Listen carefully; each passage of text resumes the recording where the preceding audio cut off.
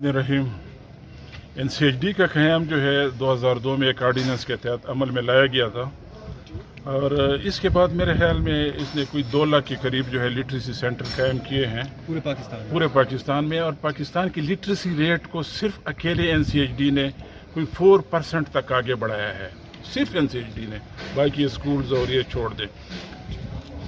हमारे तकरीबन पाकिस्तान के सारे अजला में ये मौजूद है, अफसर मौजूद हैं। 138 जो अजला हैं इंक्लूडिंग आज़ाद कश्मीर और गिलगित बल्तिस्तान, इसमें तो हमारे दफातर मौजूद हैं। और जो अनकवर्ड डिस्ट्रिक्ट हैं उसको भी हम कवर कर लेते हैं एडजॉइनिंग डिस्ट्रिक्ट से। अभी हम जो फ़िलहाल जो है 3000 सेंटर चला रहा है लिटरेसी, और ये पाकिस्तान के सारे अजला में हमने डिस्ट्रीब्यूट किए हुए हैं। और ये पिछली मरतबा हमने जब हमें गवर्नमेंट की तरफ से एक वाज़ेह इशारा मिल गया कि ये तो सूबाई हुकूमतों का काम है, या जेलों में जाना और जेलों में लिटरेसी एजुकेशन, हमने PC1 सबमिट किया था। लेकिन जब उन्होंने कहा तो मैंने अपने ही रिसोर्सेज से जेलों में लिटरेसी तालीम की इब्तिदा की। और पाकिस्तान के बहुत सारे, पंजाब के बहुत सारे और KP और बलूचिस्तान के बहुत सारे जेलों में हमने ये लिटरेसी की तालीम देना शुरू की है और माशाल्लाह बहुत अच्छा जा रहा है। एक तो लर्नर मौजूद होते हैं, डिसिप्लिन्ड होते हैं, और एक डिसिप्लिन भी होती है, ठीक है। मतलब कि लर्नर गैर हाज़िर नहीं होता, शौक़ से पढ़ते हैं, उनको इंसेंटिव भी फिर बाद में मिलते हैं। और ये जो जैसे वसीम साहब मेरे साथ खड़े हैं, तो इन जैसे लोग जो है ये और भी चीज़ें स्किल एलिमेंट भी इंक्लूड कर देते हैं, इनको टेलरिंग वगैरह और इनकी तालीम भी देना शुरू कर देते हैं। तो एक किस्म की एक इंटीग्रेटेड एक्टिविटी शुरू हो जाती है। ये 3000 सेंटर एक ही वक्त में चलाना पूरे पाकिस्तान में मेरे ख्याल में ये बहुत कम है। पाकिस्तान में जो अनपढ़ हैं, जो जिनको पढ़ना लिखना बिल्कुल नहीं आता, वो तकरीबन 40% है। तो 40% इस इलाके में अफ़गानिस्तान के बाद सबसे कम रेशो हमारे पाकिस्तान का है। हमारे लिए शर्म का मकाम है। आप लोगों ने देखा होगा किसी भी हुकूमत ने तवज्जो नहीं दी है, लिटरेसी को तवज्जो नहीं दी है।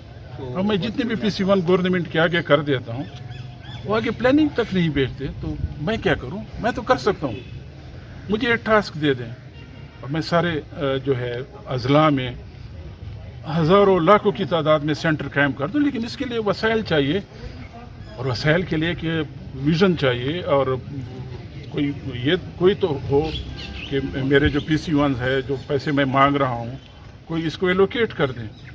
आउट ऑफ स्कूल चिल्ड्रन है, पहले 2.5 करोड़ थे, अब 3 करोड़ हो गए कोरोना के बाद।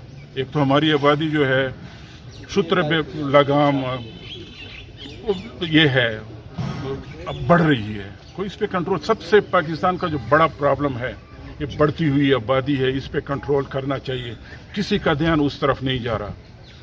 बढ़ती हुई आबादी को रोकना होगा। वसाइल कम है, जगह कम पड़ रही है, नीचे ज़मीन में पानी कम होता रहा, और स्कूल तो है ही नहीं।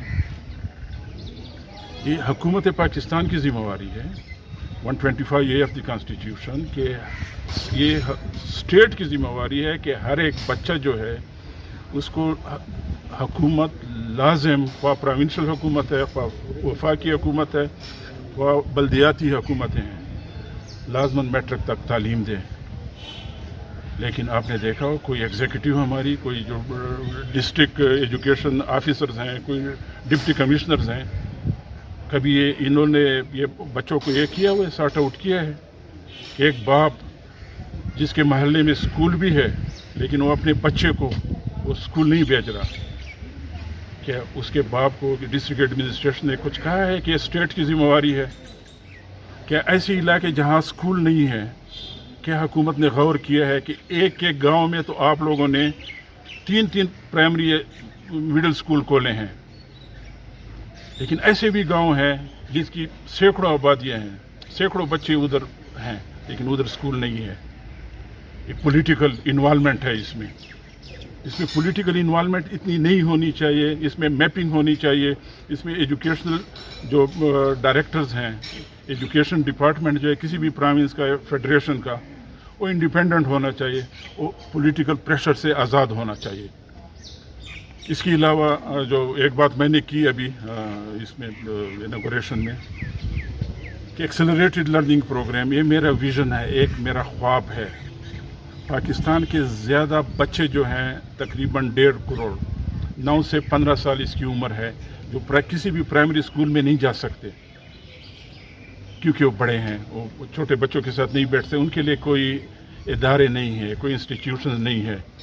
ہم سیکنڈ شفٹ شروع کروا سکتے ہیں، اور یہ بچے جو ہیں ہم اس کو ایکسلریٹڈ لرننگ، مثال کے طور پہ کہ 8 سال کی تعلیم ہم اس کو 4 سال میں دے سکتے ہیں۔ ہم نے سلیبس کورس تیار کیا ہوا ہے، ہم نے مدارس میں آلریڈی ان کو رائج کیا ہوا بھی ہے، لیکن اس کے لیے ہمیں وسائل چاہیے تاکہ 1.5 کروڑ بچے جو ہے ان کو 4 سالوں میں تعلیم دے کے ان کو 9ویں 10ویں میں نارمل مین سٹریم میں فارمل ایجوکیشن میں بھجوا سکے۔ اس کے علاوہ ایک اور چیز جو کہ بڑے عرصے سے لوگ کہہ رہے ہیں کہ مدرسوں میں جو مین سٹریمنگ آف دی مدرسہ، کہ مدرسوں کو ہم کیسے مین سٹریم کر دیں۔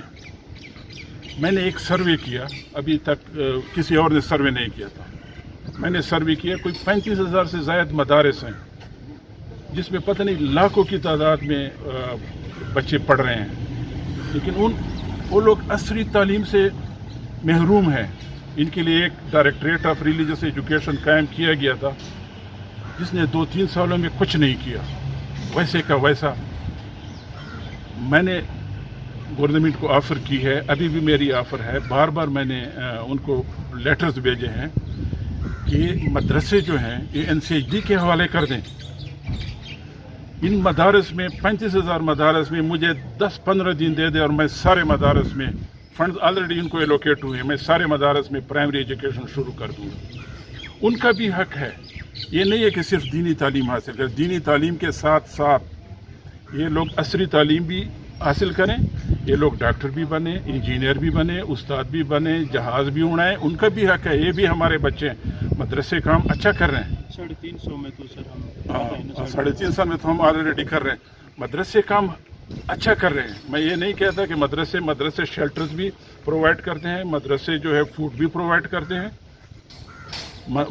مدرسوں نے ایک ڈسپلن بھی قائم کیا ہوا ہے، لیکن یہ ہماری ذمہ داری ہے، حکومتوں کی ذمہ داری ہے کہ ہم جا کے ان بچوں کا خیال رکھیں جس طرح ہم اپنے بچوں کا خیال رکھتے ہیں، اور ادھر بھی عصری یا انگریزی یا سائنسی تعلیم شروع کر دیں تاکہ وہ لوگ بھی محروم نہ ہو۔ ادروائز پھر یہی ہوگا، یہ ڈفرینس ہوگا، یہ بیکن ہاؤس کے ہیں، یہ گورنمنٹ اسکولوں کے ہیں، یہ مدرسے کے ہیں، اور ایک عدم برداشت ہوگا۔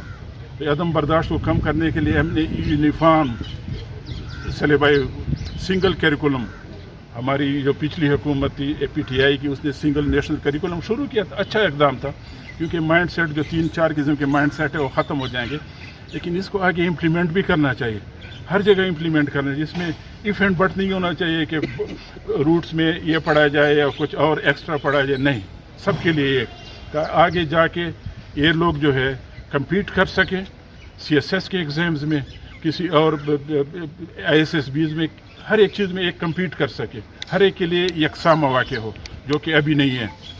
اور آخر میں یہی کہوں گا، بڑے ہیوی دل کے ساتھ میں کہتا ہوں کہ جب سے میں نے آنکھیں کھولی ہے اور میں اسی معاشرے کا فرد ہوں، گاؤں سے آیا ہوں، میں جب MNA تھا تو اس کی تعلیم کے chairman national commission standing committee for education بھی رہا، مطلب تعلیم کے ساتھ میرا رابطہ رہا as a MNA، standing committee کو میں ہیڈ کرتا رہا ایز اے چیئرمین، لیکن جو یونیورسٹیوں میں پڑھایا جاتا ہے ان کو صرف ڈگریاں دی جاتی ہیں، خواہ PhD بھی کر دیں، پروڈکٹ ہمارے ایک گاڑی اگر میں نے پہنی ہے یہ بھی ہے، ہر ایک باہر سے، کوئی چائنا سے ہے، کوئی UK سے ہے، گاڑی ہماری جاپان کی کڑی ہے، اور ہم امپورٹ کرتے، امپورٹ بل ہمارا بڑھتا جا رہا ہے، فسکل یہ جو ڈیفیسٹ جو ہے ہمارا انکریز ہوتا جا رہا ہے۔ یہ تب ہوگا جب ہم اپنے پروڈکٹس خود بنانا شروع کر دیں۔ یونیورسٹیوں میں اور اس میں انڈسٹری میں کوئی ریلیشن نہیں ہے، یہ ہونا چاہیے۔ یہ انڈسٹری جو ہے، یہ جو آپ کے اسٹوڈنٹ ہیں PhD MPhil والے، ان کو اسپانسر کریں. غیر معیاری تعلیم ہے. غیر معیاری تعلیم اب اسکولوں میں بھی